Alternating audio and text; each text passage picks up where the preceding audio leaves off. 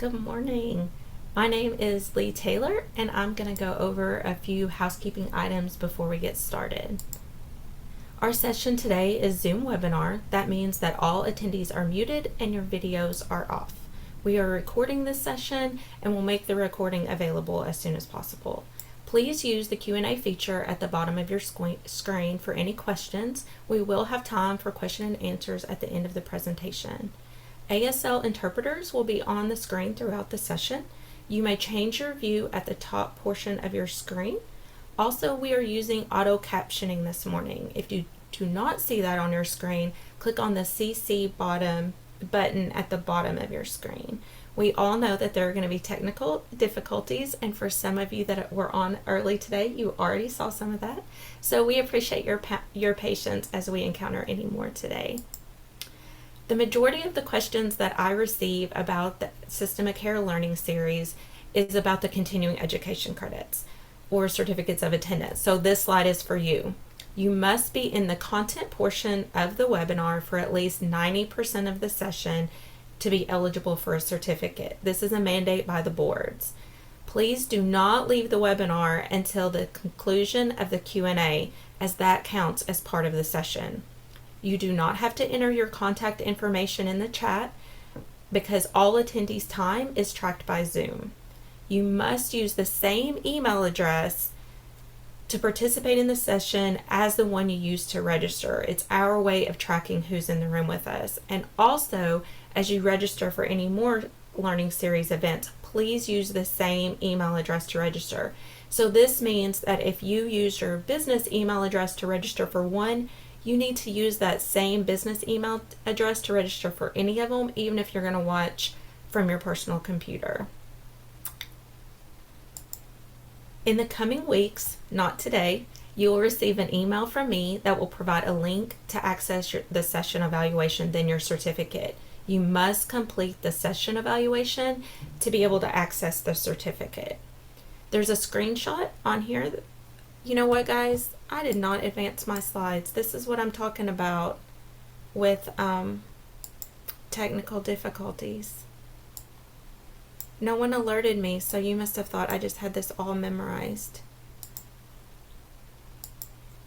Give me 1 second to get to the screen that you guys are on.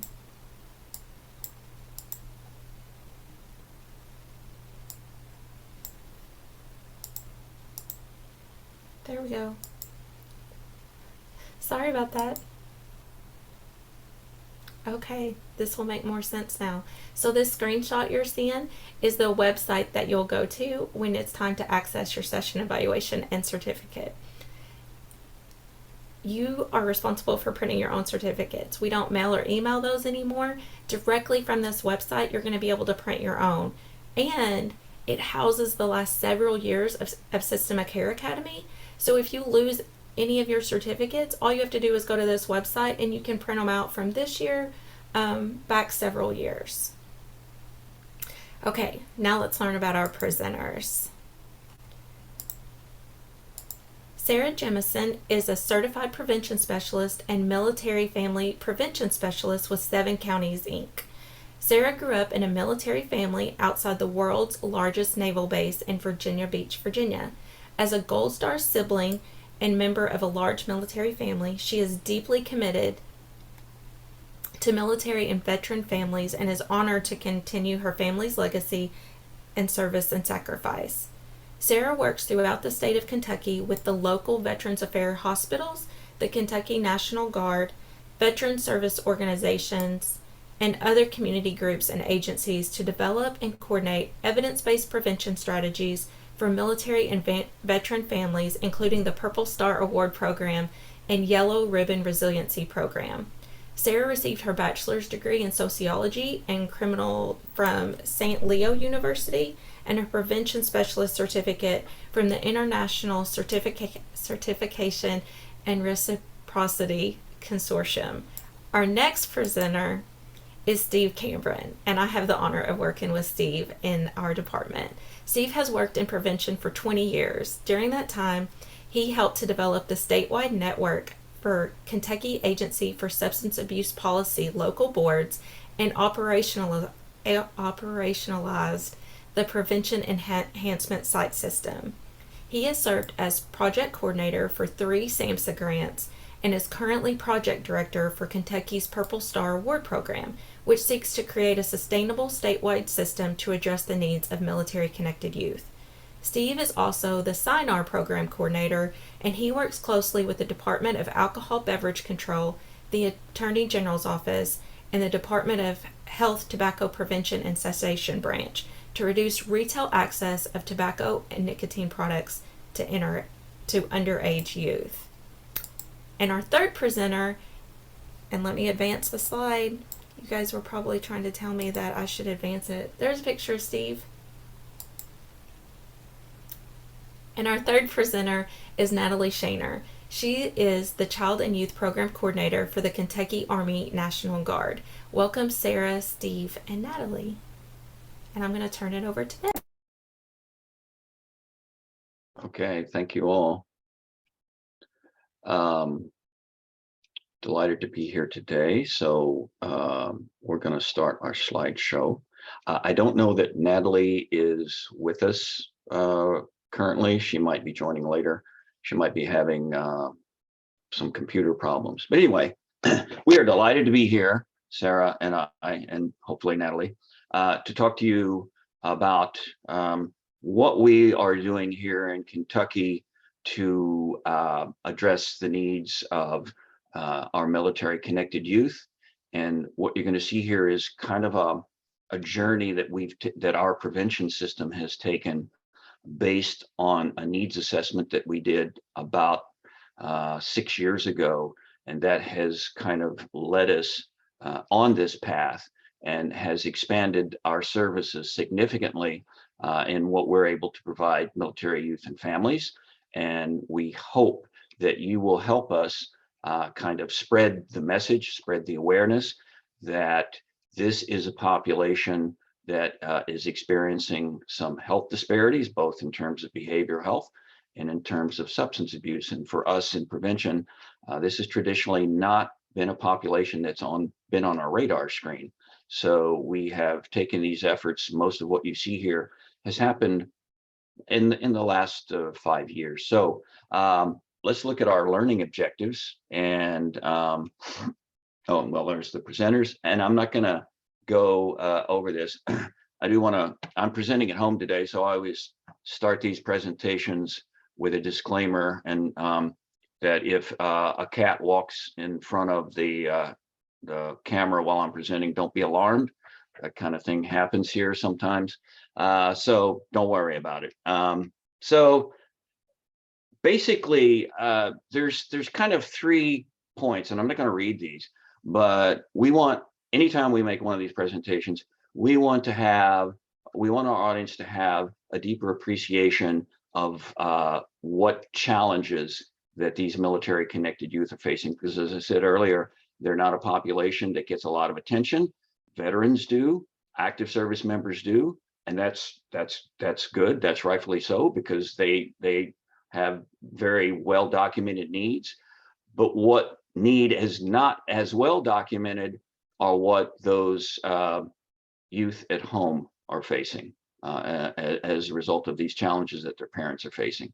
So we want to increase that awareness about those challenges, those risk and protective factors.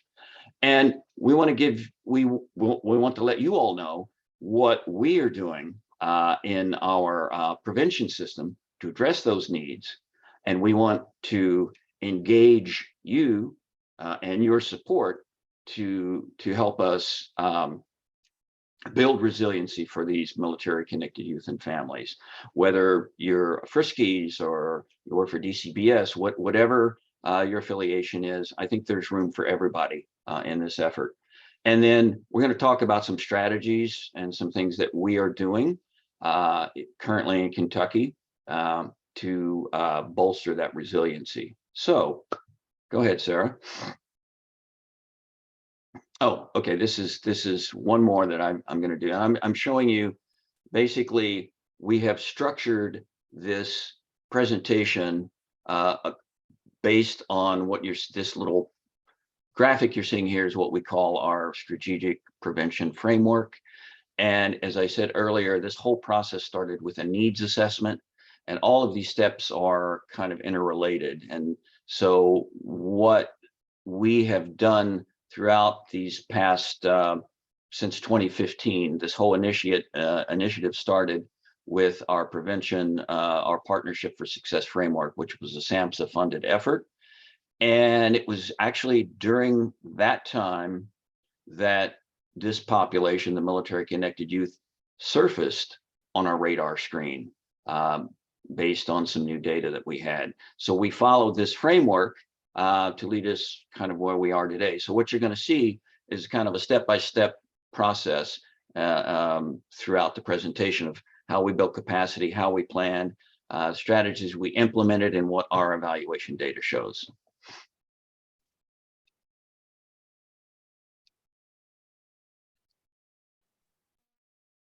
Thanks, Steve. So we've talked just briefly about military connected youth. And so we wanted to just take a minute to define military families and what that looks like. As Steve mentioned, a lot of times we think of the active duty service member or the veteran. And so we don't always think about the military connected youth and how they are related to those veterans and service members. And so when we describe a military family, we're looking at the immediate and extended family of active duty, National Guard, and Reserve members, as well as veterans and members who died in service. Dependents can include spouses, children, stepchildren, foster children, adopted children, and non-dependents are considered their parents, their siblings, unmarried partners, or adult children. And so military families represent a huge portion of the United States population, and we will look at what that looks like here in Kentucky. And just according to the, community census, we're looking at about 1 in 10 adults in Kentucky are current or former service members. So first we look at active duty family members and service members, and they are primarily located around Fort Knox and Fort Campbell. And when we think of active duty family members, we're looking at those service members who it is their 9-to-5 job. They show up every day as if they were in regular employment. They are sometimes deployed or working on a military installation.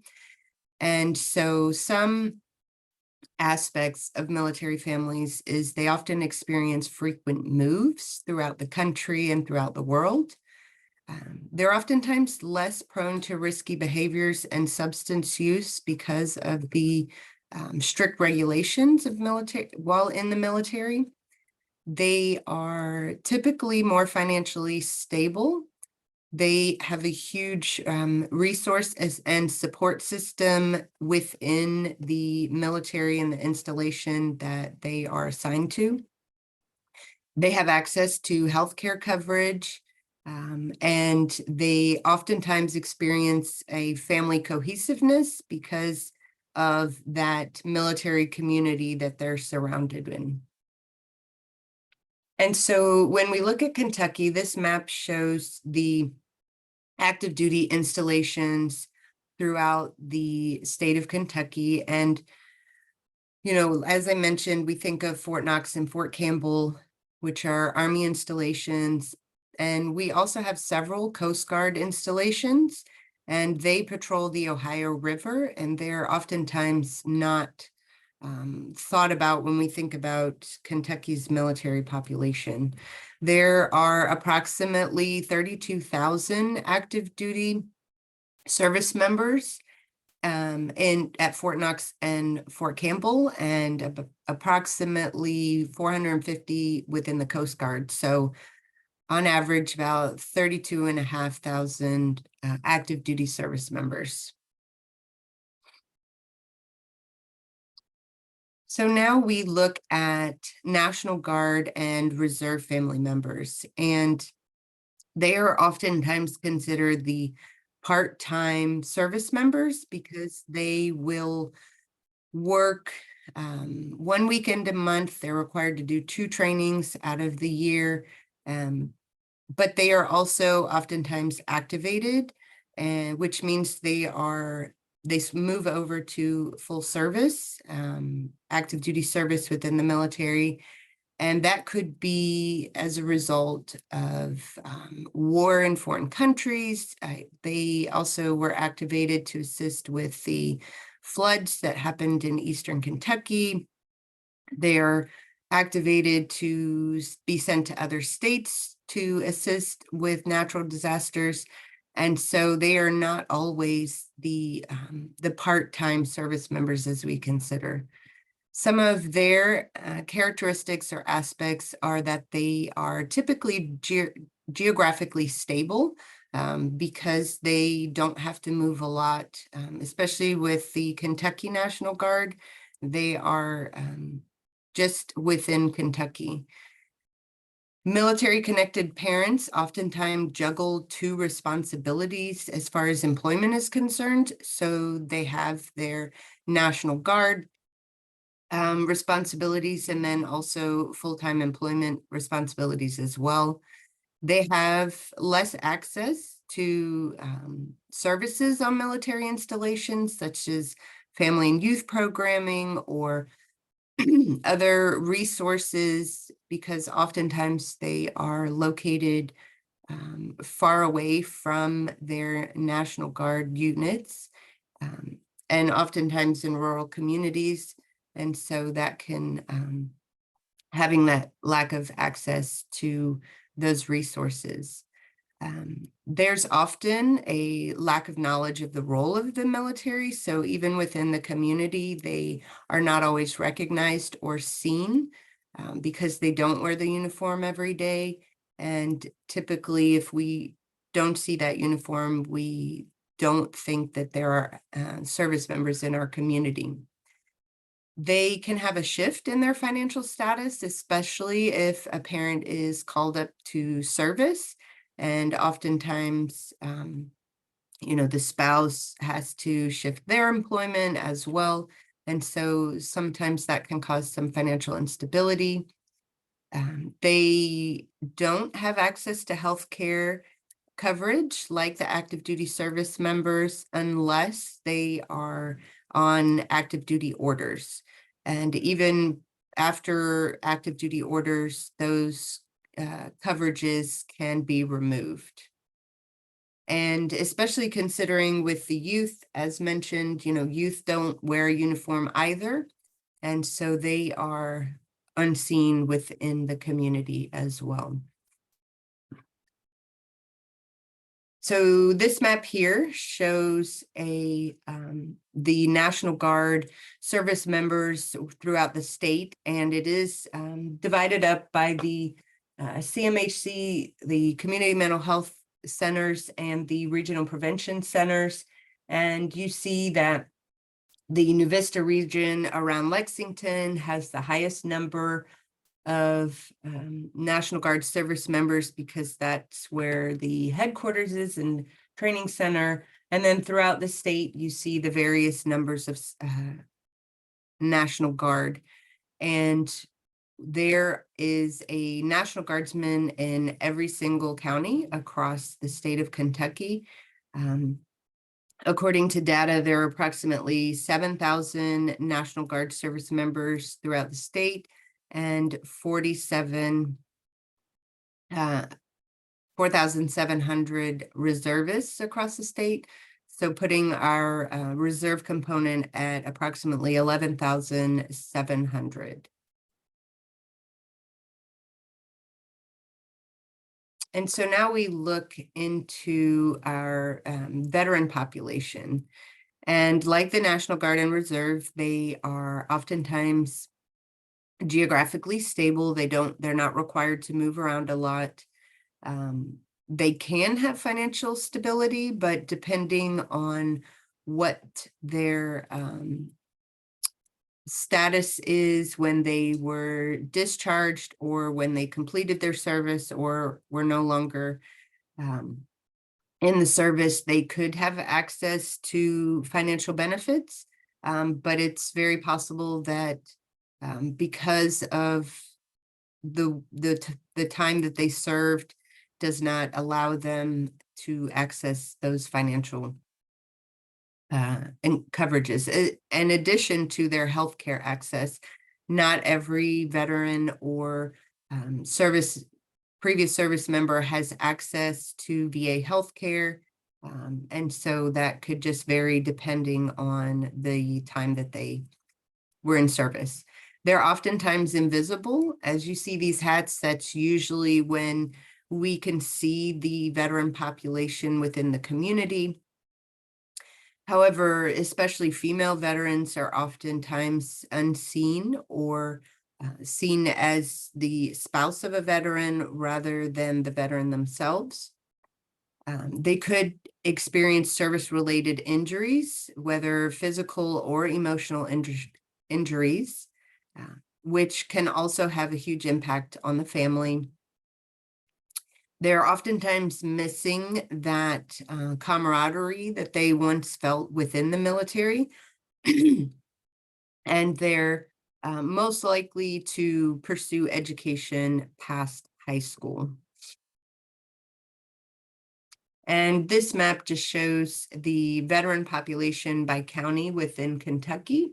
And so, as you can see, that there are veterans also within every single county in Kentucky, with a total of, as I mentioned, approximately 1 in 10.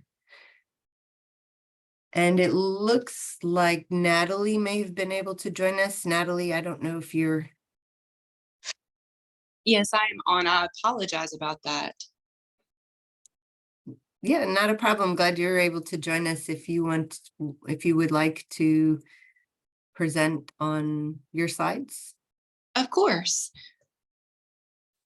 So we're going to move into 10 things that military-connected teens want you to know. So we looked at research and articles based off of what military teens want the community and want the public to know, and that is that they are proud of their parents. They take pride in what their parents do, and that they understand the value of service to others. They want everyone to understand that they think about war, that they hope that their service member is not going to be called to war. If their service member is deployed, they hope that nothing is happening to that service member. They also think about it as the National Guard and the Reserve component when their service member can get called up at a moment's notice. Here in Kentucky, we had the floods and as well as the tornadoes recently. So the service members were called short notice, and the service member gets taken away from that family unit at any moment's notice. They want you to know that transition is difficult on them. They make a lot of moves often, and that they have to learn to adapt to new situations. They have a lot of responsibility. We actually have several of our military teens here in Kentucky with the Army National Guard who talk about how they have to take on the responsibility when their service member is away. They step in as that second parent to parent the children and take on the task of the spouse that is deployed. I actually had a conversation with another teen, and she said it was difficult to transition from the parent role back into the child role when her service member did return, because she had that mindset for so long, and it was difficult to get out of the mindset of being a parent and the responsibility of taking on the service members' roles and responsibilities while they were deployed. Community. They want you to know that they live in the communities that you all live in, and sometimes that they're not recognized. They also like to have the community with the other military youth as well. Recognition. They appreciate recognition of their family's service. So when you display support or recognize family support and family sacrifice, they recognize that and they appreciate that. Diversity. they value diversity and new experiences. They often move to different locations, which makes them adapt and be introduced to new diverse cultures and diverse scenery and individuals, and they make friends with everyone that they see and come into contact. Separation. They want you to know that they miss their family members. When they're deployed, for National Guard members, they have to attend their annual trainings. When they're at home suffering from wounds of service, they want you to know that they miss their family members and the things that they in their family unit. Belonging. In a lot of ways, they're just like any other teen. They want to have a sense of belonging and normalcy, just like any other teen. And then they serve too. So they make the sacrifices and they endure the things that the service members endures as well. So just the recognition that even though that they may not be a spouse or immediate impact of, or one may not realize the immediate impact of the sacrifices and the things that the teens go through. So they just want you all to realize and recognize that they serve as well.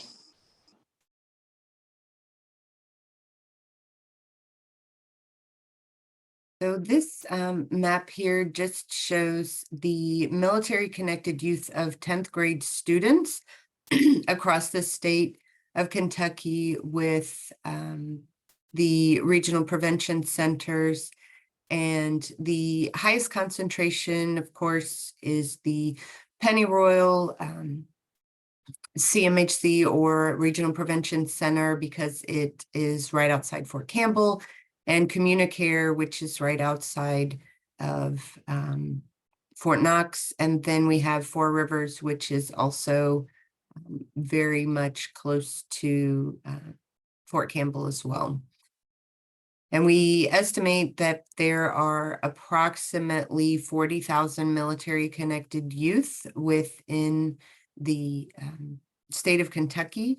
And this data comes from our biannual Kentucky Incentives for Prevention survey that students take in 6th, 8th, 10th, and 12th grade. And they self-report that they are military connected.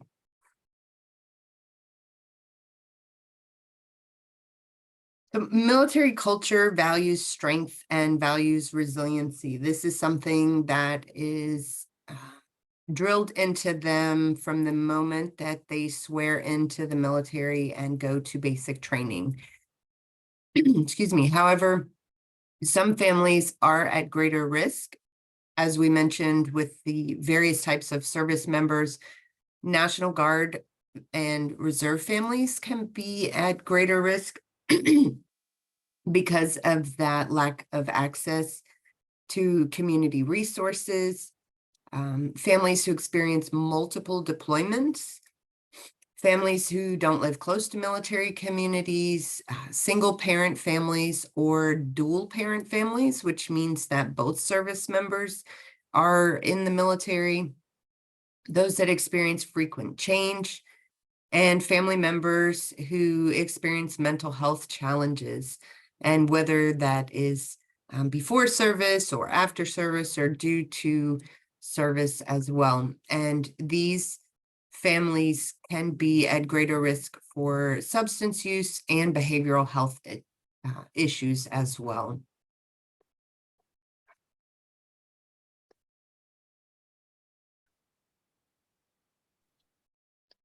Sorry, I couldn't get my mic off. Before I get into this, so I want to take a step back and I want to explain how we define military connected youth on the survey that Sarah was talking about, because it doesn't necessarily mean that your mom or your dad is in the military. It could extend beyond that. And the way we ask that question is basically, is your mother or father or someone close to you either active service or veteran? So it could be someone in your family or someone close to you. It could be your mother's partner, boyfriend, or whatever. And so that we want to be clear, it's not just families that are actively serving. Okay, so it's much broader than that. Now, having said that, I'd like to put a question out to the group, and you can just put this in the chat. We always do this when we go to presentations. When we are in face-to-face settings, we just have people raise their hands, but we can't do that. But according to the definition I just gave you, if you have a mother, father, aunt, uncle, or someone in your family, sibling, or just someone close to you that is in currently serving or is a veteran, could you please just put yes in the chat real quick? And I'm just curious to see what we come up with. And I'm seeing actually a lot of responses. I'm seeing 27. Okay. All right. 29, 30. Increasing. Okay. As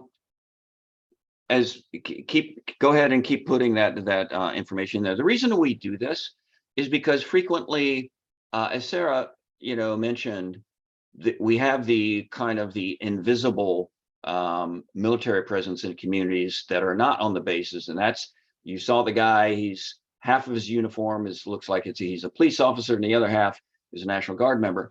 These people and their families move among us. We sometimes interact with them, and we don't even know they're in the military. And so a frequent,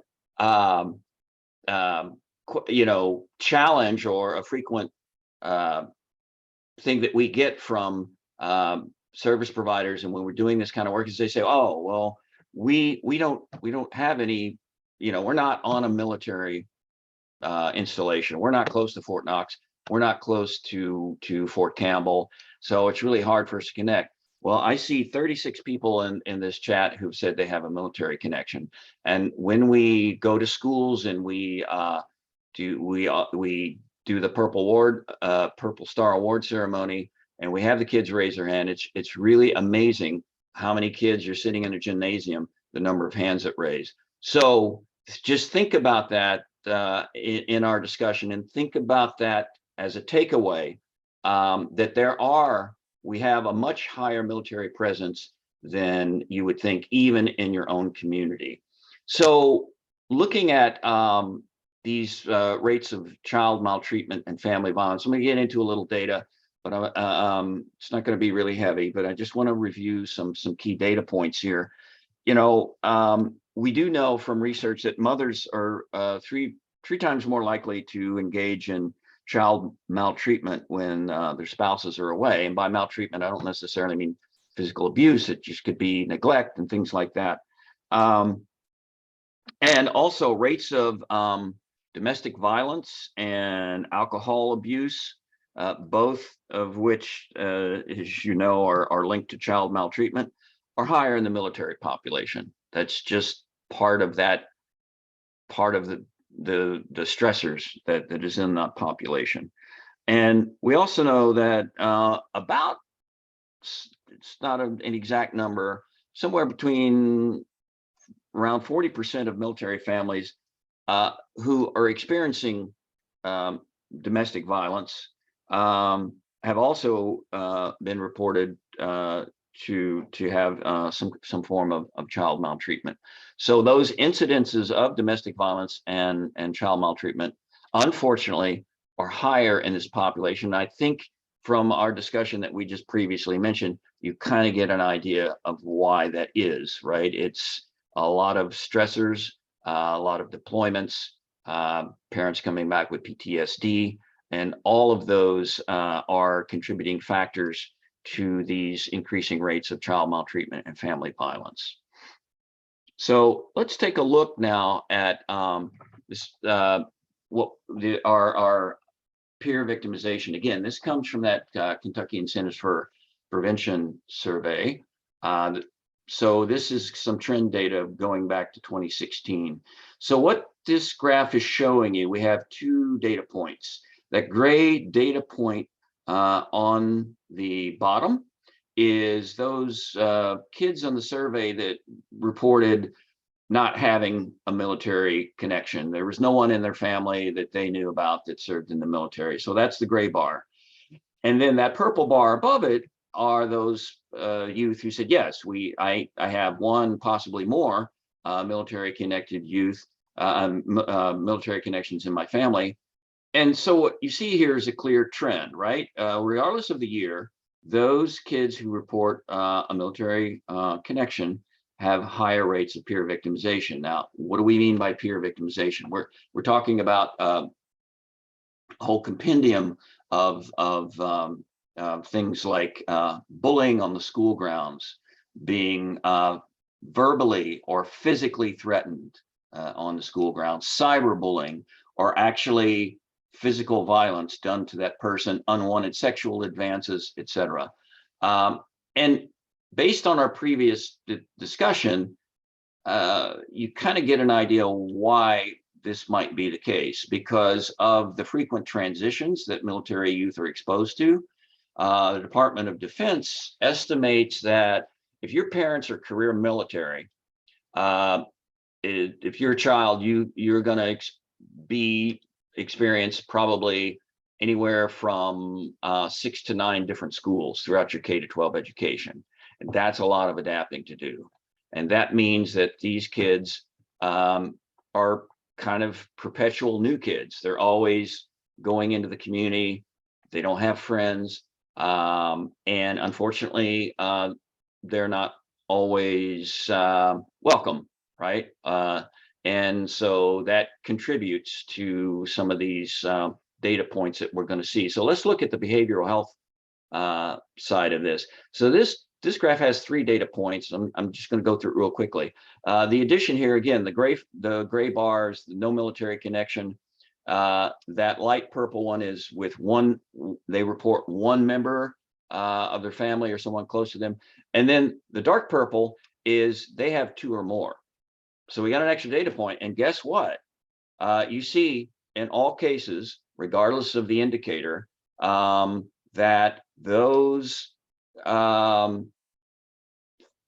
kids that have 2 or more are at higher risk, significantly, especially when you look at self-harm and the whole suicide issue, and unfortunately even suicide attempts. So given the fact that you have issues of being bullied and that peer victimization, this is an unfortunate consequence of that. So let's look at the drug past 30-day drug use. Now, this is these are 10th graders, and this is 2016, 18, and 2021, all those years combined. And to nobody's surprise, if you know anything about co-occurring issues between behavioral health and substance use, you see the more military connections. Again, those kids that had 2 or more members have higher rates of prescription drug use, of marijuana, especially of alcohol, because that's a very strong component of military culture, and cigarettes. So it stands to reason that if you're experiencing physical mental stress, that you're going to try to self-medicate, and that's what's happening here. And unfortunately, that self-medication could lead to an exacerbation of that behavioral health problem. So let's go ahead and advance. And this is just very quickly, our regional prevention center staff are our service providers. And back in 2015, when we initially started on that grant I talked about earlier, we did a survey, and basically there was, that's the graph on the left, and there was 50% said there was some awareness, or 21% there was limited awareness, or over here 14% no or little awareness. Because, as I said, it's not a population that we dealt with. That was not a community sector that we included in our prevention efforts. And as we got into this, we realized we needed to make some change. So in the post survey, asking that same question, 79% said yes. And So you can go ahead. I'm not going to go into, this is just a breakdown, but I'm not going to go into a lot of detail on this other than to say that the readiness level to address military needs has greatly increased within our service provider network. So the purple line is the post survey we did, and the blue line is the pre, when we started back in 2015, and the readiness level was very low. So we're very happy that we've increased the readiness. And what we hope to do through our work, extending it out to folks like you, is to increase that readiness across the state, regardless of what organization you're affiliated with. And this, just very quickly, our mental health centers have military behavioral health coordinators. So we did some work. We're trying to get our regional prevention center folks to work more closely with that MHBC is the military health behavior coordinator, to get those folks to work together. And what we found is that there was very limited knowledge among our prevention providers of the military behavioral health coordinator's role. And in many cases, you see there that 64% of our service providers, no, it was like 80, well, 35% didn't even know who their military behavioral health coordinator was. And on the other side, the military behavioral health coordinators had a much more familiarity with who the prevention folks were. So we're working to bring those two groups together to work more closely together.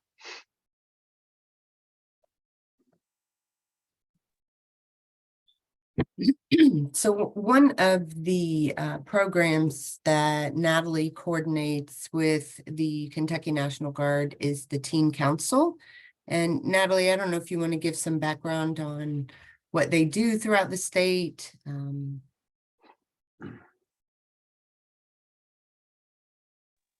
Sure. So our Kentucky Teen Council supports and advocates for all of the military youth across the state. We have been involved with supporting events for military child appreciation, as well as trying to work on some legislative issues and legislative things to pass some legislation to support our military youth and also our service members as well.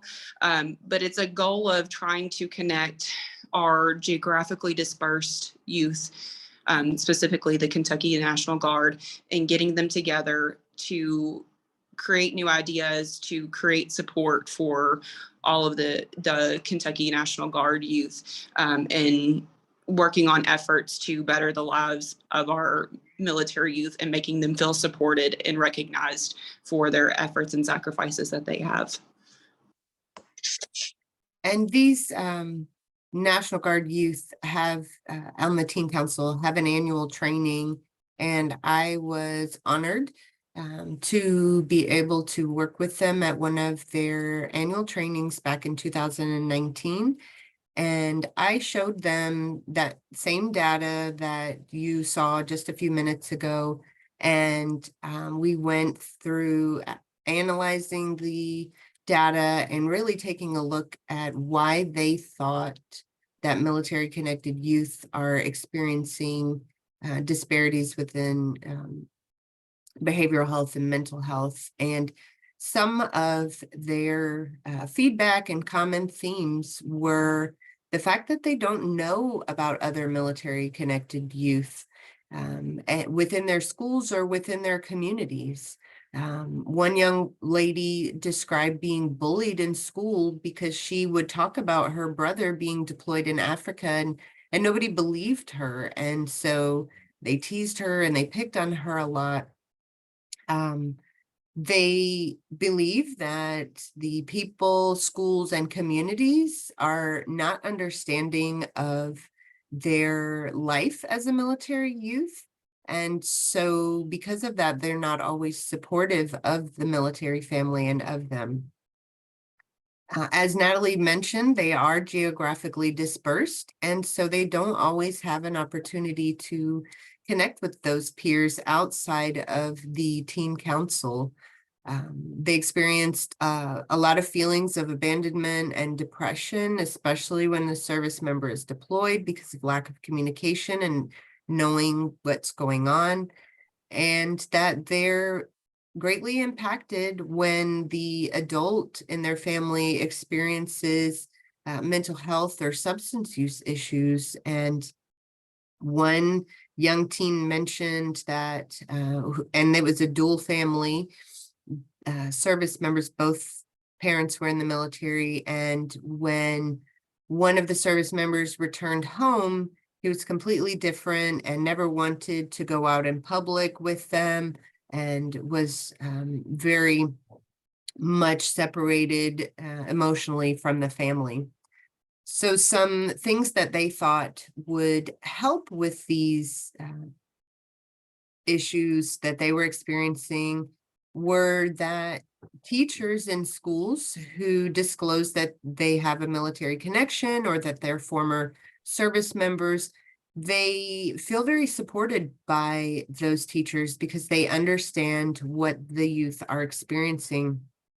They really enjoy the events and the camps that Natalie talked about and that they're doing across the state, and really being supported by that military community, and because they understand them better. And there are some organizations that offer free services such as the YMCA while a parent is deployed. And so these are things that are a positive within the community. And so, as Steve mentioned, you know, our grant was from 2015 to 2021 because we received an extension due to COVID. And we made great strides, as you know, Steve showed the data on really building that capacity and that readiness to serve this population. And we didn't want that to end. We wanted to continue building on those networks and relationships that we had created throughout the previous grant. And we were fortunate enough to receive other funding to create a military family resiliency specialist, which is myself. And I'm serving throughout the state and you know, just empowering communities to engage this population and have specific strategies that will improve the mental wellness within military connected youth. I work within the communities to provide training to them on military culture or some of the programs that we offer or engagement tools. I work with coalition members, regional prevention center staff, other, you know, school organizations, and just really educating them about our military presence here in Kentucky. And so these are some of our community-based strategies that we have been working on since 2015. And so we have been working really hard to identify those military connected individuals. We have a lot of data that supports current service members and veterans. However, outside of our KIP survey, which is the survey that we do for 6th, 8th, 10th, and 12th, we don't have a lot of data that identifies military connected youth or family members. And so we have been working with the Department of Behavioral Health to ask a military identifier question when a youth or a family member engages in care at the community mental health center. We are also advocating to add a military identifying question to the Youth Behavioral Risk Survey, which is a national survey that we do here in Kentucky in middle schools. And we are actively asking the adult population, as Steve kind of polled the audience to see who has military connections. We are encouraging our local coalitions and other organizations to really start asking that question and helping bring awareness to the large military population that we have in Kentucky. Anytime that we are working on any strategies, any prevention strategies, we always want to consider cultural competency and all of the diverse racial, ethnic, religious, country of origin, service member, or military community. And so additionally, within the work that we're doing, we are really making sure that we are using and applying strategies that are specific to the military population, as well as considering all of the other demographics that are within those military communities. So there are several different ways which we look at promoting resiliency within the military population. And, you know, within the individual, we're looking at positive coping skills, helping with positive thinking, just behavioral control, physical fitness. And the National Guard youth host a annual summer camp in July in partnership with 4-H. And for the past several years, I have been teaching a class to the military youth at that camp that promotes resiliency and change in behavior, as well as substance use prevention, and just really helping build that individual resilience. When we're looking at family level, we're looking at their emotional ties, their connections with each other, encouraging that reunification after deployments or trainings. We are looking at ways of communication and increasing positive communication, allowing the families to feel supportive and having that close cohesion within the family, teaching nurturing parenting skills. And then with community level factors, we're looking at increasing the level of belongingness. As we mentioned, you know, a lot of service members or veterans don't always feel like, and their youth and families don't always feel like they belong in their community. We're looking at things that bring together the community and the service members, and really increasing that connectiveness within the community as well. And so some of the initiatives that we're doing to help build that resiliency is we have had, for the past 2 years, a youth video contest where we asked military connected youth across the state to create a video about a minute long that just explains what it means to them to be a military connected youth. And just looking at those positive reasons, like you know, Natalie shared in the slide about 10 things teens want you to know. And so we really want to encourage the youth to speak about their experiences and how resilient they are, even though they experience these challenges. And we take those videos and we review them through a panel of other previous service members or families, and we award the youth based on grade level and age. They receive prizes and incentives for the creativity of the work that they're doing. And this year we are looking at kind of extending the video contest to include any form of art, whether that's a drawing, spoken, written word, or any way that the youth want to express their voice and be heard.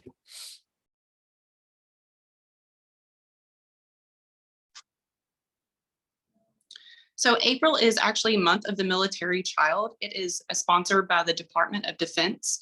And like I mentioned, and Sarah has mentioned as well, our military youth take pride in the service and sacrifices that the parents make, but also that they make as well for it. If you notice that the color is purple, and there's actually a dandelion in the picture, and that is the signs and recognition of the military child and Month of the Military Child. So purple represents all of the components or branches mixed together of the colors of navy blue, army green, all of the colors of the branches mixed together. And that's what the color that represents military youth. And then the dandelion actually represents the military youth as well, because they often move. So the representation is whenever the dandelion loses its seeds, they actually go and plant seeds elsewhere, and they still grow and are strong and are resilient, and often carry on their seeds to other places as well once they grow in that place. So those are just two recognitions and signs and support for our military youth. Our goal is to raise awareness among service providers, so that way they are understanding of the challenges that face and are associated with the deployment cycle. Another program that we have for support is our Yellow Ribbon Resiliency Program. This is a pre and post, and sometimes during the deployment cycle. Service members and their families are welcome to attend the Yellow Ribbon program.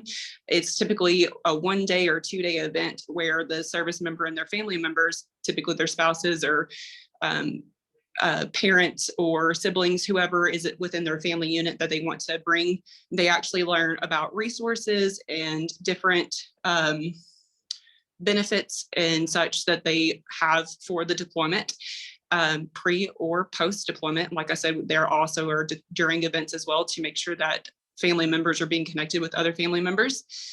Myself and my coworker for the Kentucky Army National Guard are resiliency trained. So we went and we are master resiliency trainers, and we can teach 13 resiliency skills to our military youth.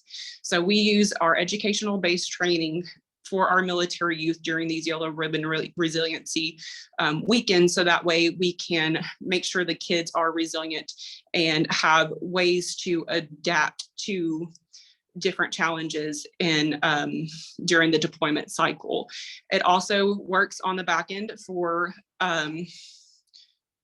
reconnection as well. Like I said, for youth, for the one individual that I spoke to, it was very difficult for her to mold back into the role of being a child instead of taking on that military or taking on that parent role during her service members deployment. So that Yellow Ribbon Resiliency Program is reintegration and pre-deployment of setting the family up for success during the deployment cycle. Another program that we are implementing is the Dinner Table Project. And this is a perfect example of how we are being culturally mindful of the military community.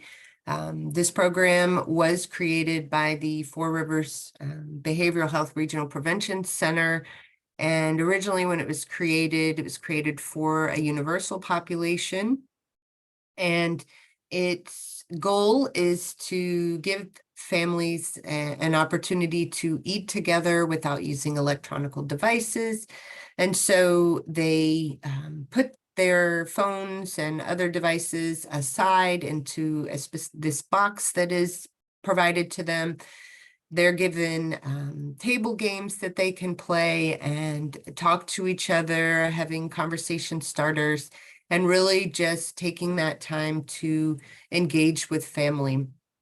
And so we modified the program to have conversation starters that are relevant for military families, and asking them in a way that they would understand and appreciate. And so we distribute those at events throughout the community and to schools and to the youth at various different events. One of our greatest program successes that we launched in 2021 officially is our Purple Star Award Program. And I'm just going to play a brief video and allow the video to tell you what the program is.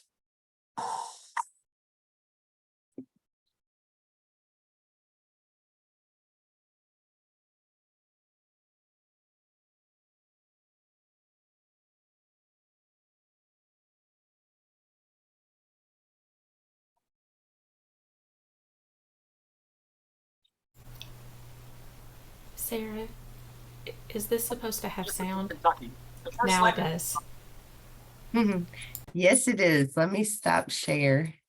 Thank you. The sound actually came on when Governor Beshear started talking, but if there was supposed to be sound before that, it didn't work. Okay, it was just some background sounds, so Okay. I will make sure you can. Proud to help introduce and support Kentucky's new Purple Star Award We can hear it, but we can't see the video. Oh no. We're seeing your presenter slides. Ah. Okay, we will get this together. No problem. program. Purple Star works with Kentucky schools to strengthen the resilience of our military-connected youth. A recent statewide school survey for grades 6, 8, 10, and 12 identified 40,000 military-connected youth. These are students with parents, siblings, caregivers, or close relatives serving in the nation's armed forces, including the National Guard and Reserves. Military families face unique challenges. Their loved ones may be deployed in the service of our nation. Family members often deal with separation or relocation. Purple Star increases protective factors and reduces risk factors for military youth. It provides a caring school climate and increases school engagement with parents and the community. The Purple Star Award designation means the school is dedicated to helping military-connected students gain the essential educational skills to be college, workforce, and life ready. The staff are appointed to help support children and families through a variety of resources. They also hold special events to honor and celebrate the service of active service members, veterans, and their families, such as passing a school board resolution to support military families, recognizing the accomplishments of local veterans and military, sponsoring special events at school, and celebrating class members who commit to serve. Andy and I are proud to support our military-connected families. We hope you will join us in this innovative state-sponsored recognition program.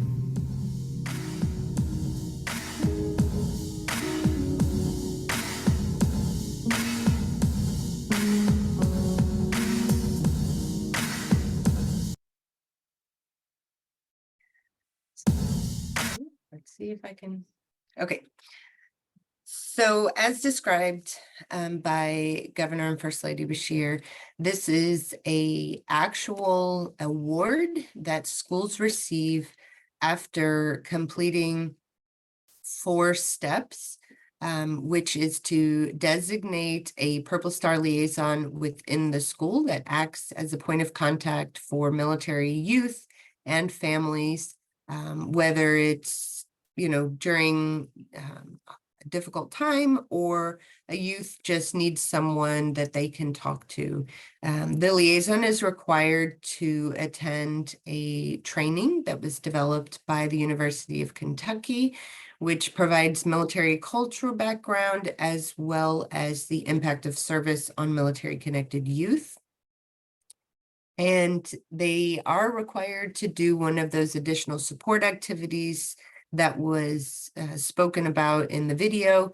And lastly, they are required to have a place on their school website for military family resources.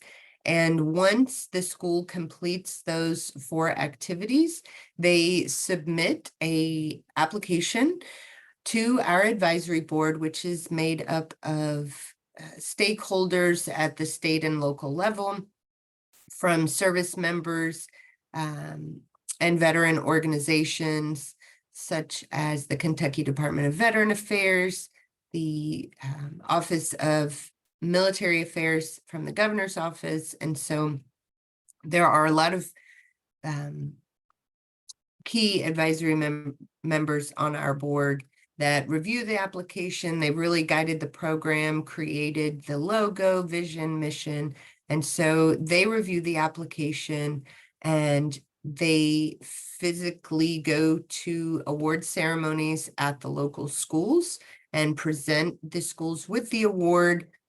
And also we have a annual statewide recognition of the schools that are really taking those extra steps to make sure that military youth and families are supported within their schools.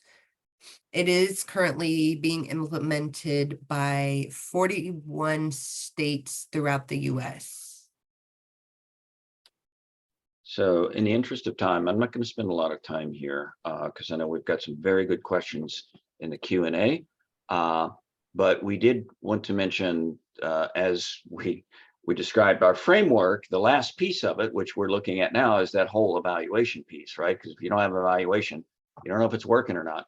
This is from a national report. This is not something we did here in Kentucky, because as Sarah said, this is the Purple Star is a national program. And so this was an evaluation report that was done in 2020. And basically, from those Purple Star schools that were interviewed, about 77% of those schools said that the Purple Star program had a very meaningful impact on the school overall, either very positive or positive. And it was not just on military kids, but on the general school environment. And as far as the development of academic development of military connected youth, there were about 53% that said it was better or significantly better, and 47% that said there were no change. Now, this is comparing Purple Star schools with Purple Star schools. If you look at comparisons of Purple Star schools with non-Purple Star schools, we didn't include that here, those differences are even bigger. So let's go to the next slide.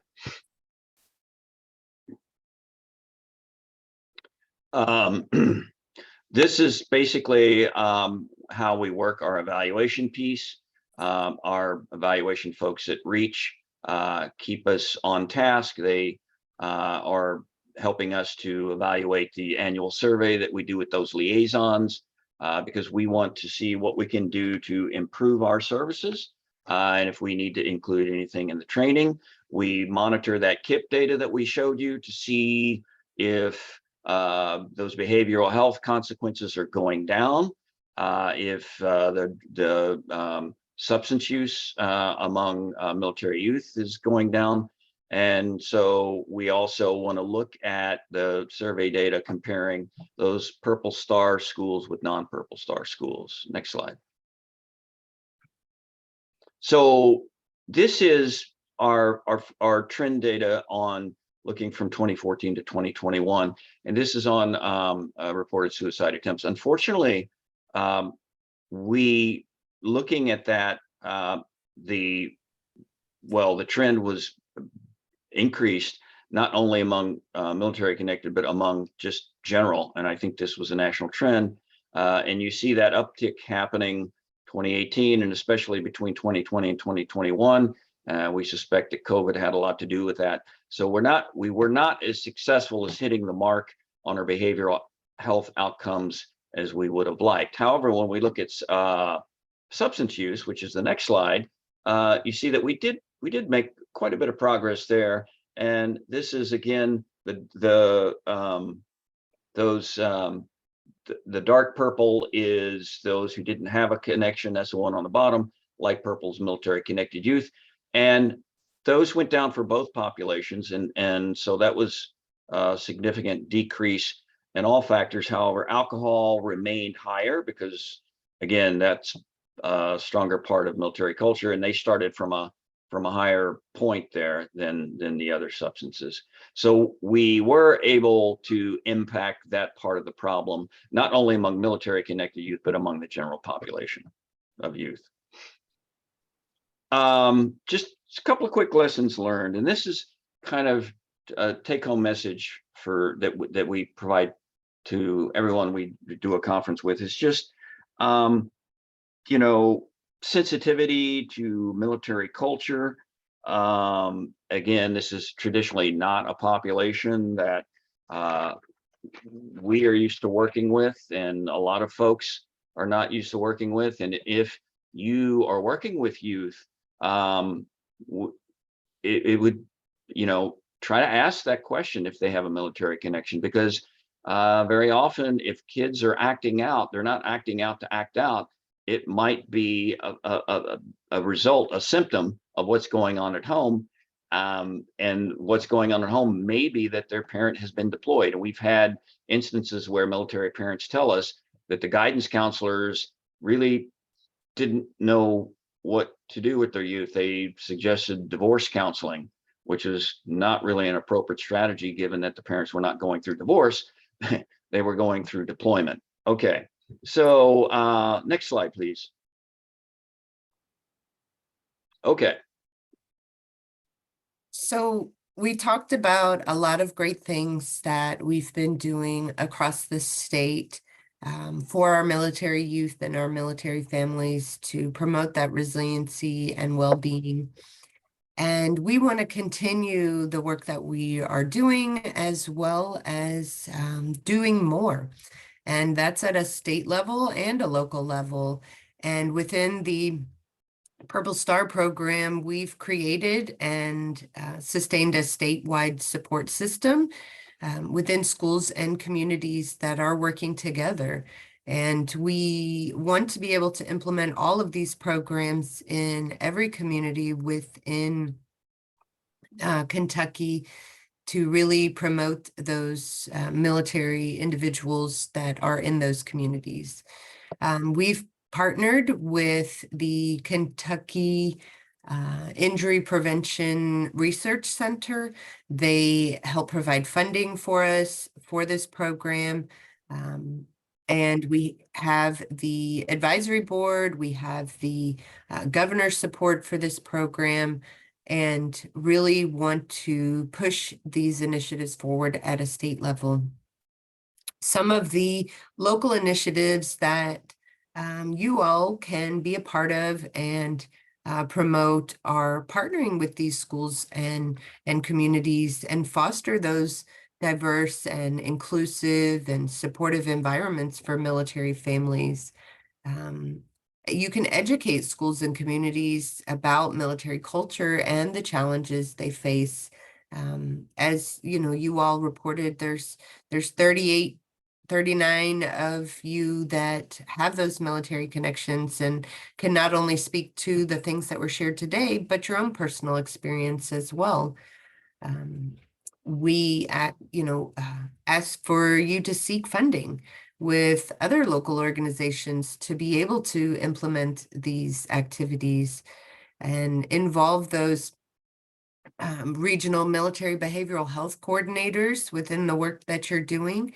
I am the military behavioral health coordinator for the 7 counties region. However, there is one located within every single region. There are state and federal resources that we have listed on our KentuckyPurpleStar.org website, and we provide to the Purple Star awarded schools, and we encourage you to familiarize yourself with those resources that are available and include those service members and veterans and their families in the work that you're doing at an organizational level, and partner with those veteran service organizations. And this will really help sustain the work that we're doing and build upon the things that we've been doing as well.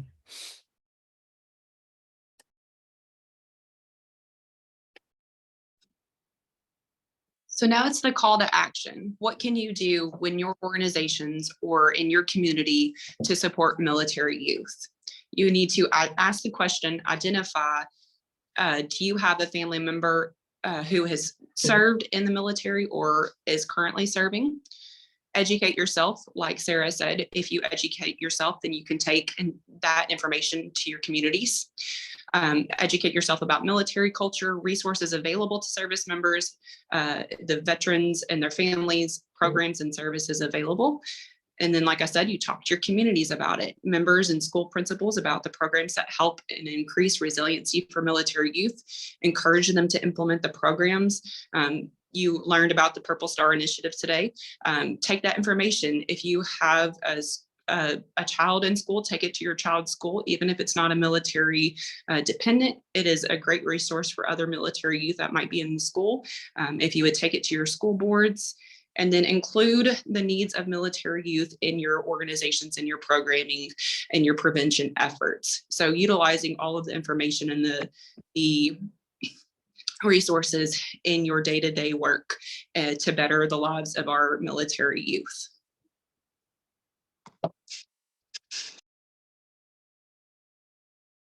This is just a list of those national and state resources that can support the work that you're doing. The prevention centers, Sesame Street for military families, which has great programming on communication and talking about feelings for the younger military connected youth. If families need resources, there are several organizations within the state of Kentucky that have specific financial programs or housing programs to support those military families, and these other national resources as well that can provide education and support for military families. And as I mentioned, these are all available on our KY purplestar.org website if you want to follow up with these resources. And of course, if you have any needs for additional resources or questions about how you can get involved or how we can partner with you, you can always reach out to Steve or I about these programs. Or if you want to learn more about these programs, we are always willing and able to work with you on those programs as well. So I will go ahead and stop sharing, and I will allow us to go through some questions that were asked. Okay. So if you missed the beginning slides, don't log off yet. The Q&A counts towards your session content. I think Beth's got it, or you already did it, about the website. Okay, so here are questions in the Q&A. Do you connect with reserve or guard families that come back from deployments? Absolutely, we do. As Natalie mentioned, those post-deployment events, which are after deployments, and military families. Well, the service member or veteran, it's actually a requirement for them to attend. And that is a national requirement. And they also invite their family members, as Natalie mentioned, whether that's the spouse or partners or siblings or parents. And not only do they receive information about community resources, education, and benefits, oftentimes there's classes on communication and other resiliency trainings as well. A Quick question in the chat box. Are private schools included in any of the programs to assist military connected youth? Absolutely. We are open to any K through 12 schools. We have not extended into colleges and universities yet, but I'm excited because we have our first application that we received a few weeks ago from a private school in Hardin County. What efforts are you engaged in specifically aimed at military families who have very young youth, infants and toddlers? Are you aware of the resources available for this population through the organization 0 to 3? And then Yes. there's a follow-up. So Okay. hold that thought because this might help. Okay. The follow-up comment is in related to very young children. There are many resources available to support military families with very young children. Taking advantage of these resources will hopefully lead to a decrease in some of the behavioral health concerns among older youth that is being presented here. And then Beth is going to put in the chat box a link to the 0 to 3 website. But do you want to comment on that about your work related to the 0 to 3? Yes, there are specific information and trainings from a lot of those national resources. And depending on their military status, active duty has access to those resources and trainings through the military installation. The Veteran Affairs Hospitals also is working towards that family cohesiveness, and so they work with all ages as well. And a lot of the programs for universal youth and universal families can also be applied as well. And thank you for the website in the chat. I will definitely include that in the future. Next question. Are there specific resources such as books, articles, websites for clinicians and or teachers who want more information? Yes, there are. I have several books that in our library that I've ordered for any community partner that is interested in learning more. Additionally, on our website, there are specific resources for schools, such as, how to work with a child after deployment, and other very specific youth resources. And even if you're not a school staff or administrator, you are welcome to take the liaison training that's online as well. And I did forget to mention that you do receive a ELA credit from the Department of Education, and I'm not sure exactly what the initials stand for. However, it's the certification that schools require for continuing education. And we've put Sarah put our website, our Purple Star website. That's at www.kypurplestar.org. And you can just go to some of the tabs and access that training. They're in individual modules. And we'll give you some of the information that we've covered here today, but a lot more in depth.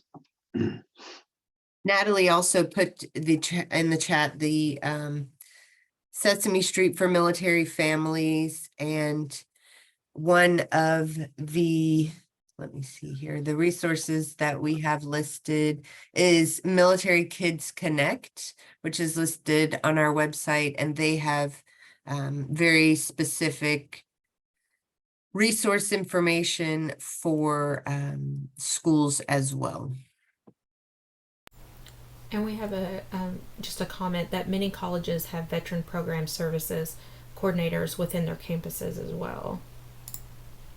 Next question, what recommendations do you have for families who struggle accessing services when they no longer have access to their TRICARE health benefits, such as retired and discharged member, who maybe do not qualify for Medicaid benefits either, as they may fall in between the income guidelines.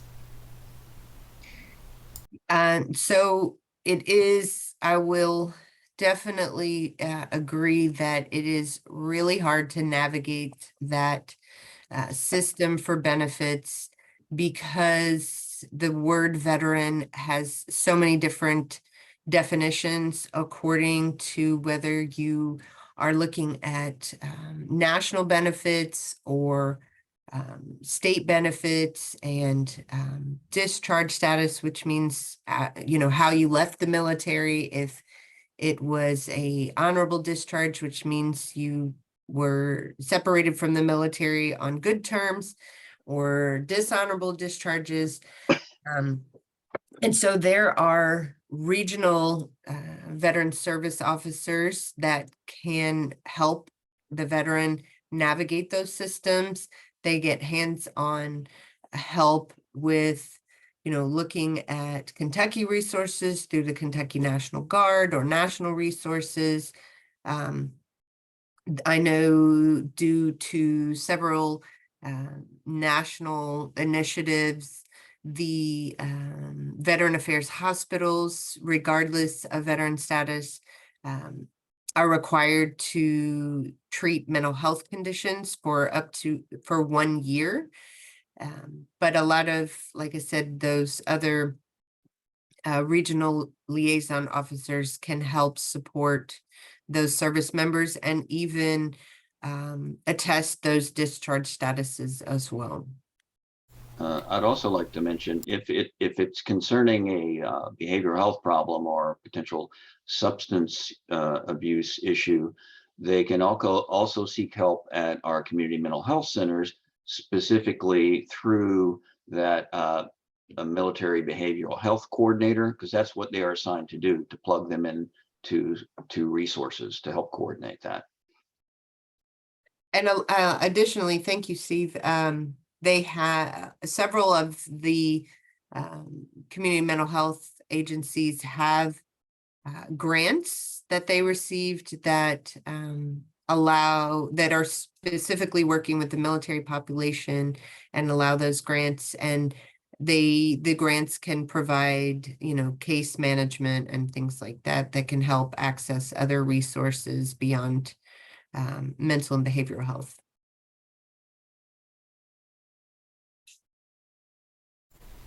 Also dropped in the chat box a link to the Department for Behavioral Health, Developmental, and Intellectual Disabilities website. There's a page that's titled Community Mental Health Centers, and you can type in your county and it will pop up and tell you which community mental health center to reach out to. Okay, last question. And they said, you might have mentioned this, I had to step away for a moment. Do you partner with the Cooperative Extension Office at UK? In the past, we have worked with them to support summer camp opportunities for military connected youth.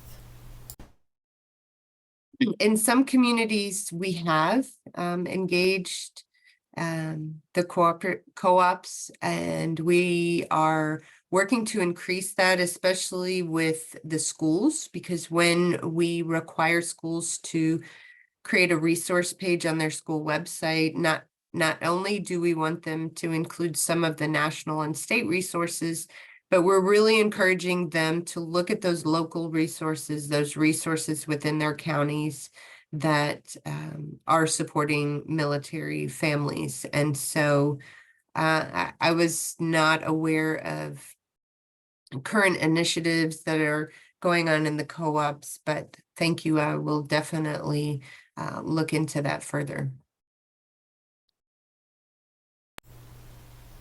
We have about 1 minute left, so if anybody has any last minute questions, type those into Q&A or the chat box. And I just want to say one more time for anybody that missed it in the beginning, the link to the session evaluation will be available in the coming weeks. You won't receive it today. If you click on that link, you'll be able to access your evaluation followed by your certificate. And it is so important that you use the same email address to register for every System of Care Learning Series event. And I don't see any more questions. So do you guys have any final words?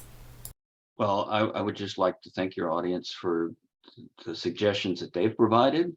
I love it when we have some takeaways too that we can go back and work on. So thank you for that. 3 things to keep in mind if you're talking to school staff about this program. 1, it does not cost anything. We supply the banners. It doesn't cost anything. 2, it works. You saw the data there. It can help improve academic experience, not just for military youth, but for the whole school. And 3, most schools are doing parts of this anyway. Schools are required to do some kind of military recognition event. Schools have junior ROTC programs, that counts. So why not get the recognition for it? Why not get a signed letter from the lieutenant governor and get the plaque and the recognition and join the network and be able to network with other schools to improve resiliency statewide? So that's the 3 big selling points, I think, if you're going to talk to someone, school staff or school principal. Thank you. We had one final comment in the chat. If the member is active reserve, then the families can also connect to the family readiness coordinators at the post, as they often have resources available for families and youth as well. So I just want to say thank you so much to Sarah, Steve, and Natalie for joining us today and providing all this valuable information. We did record the session, and I hope to have it available very soon. And thank you to our American Sign Language interpreters. You guys did phenomenal, and I hope we didn't talk too fast. Thank you all. We appreciate your time and your commitment in the work that you're doing in communities. And please feel free to reach out to us if you have any questions or want any information. We have resources, we have push cards, all kinds of stuff that you can help us distribute. Thank you.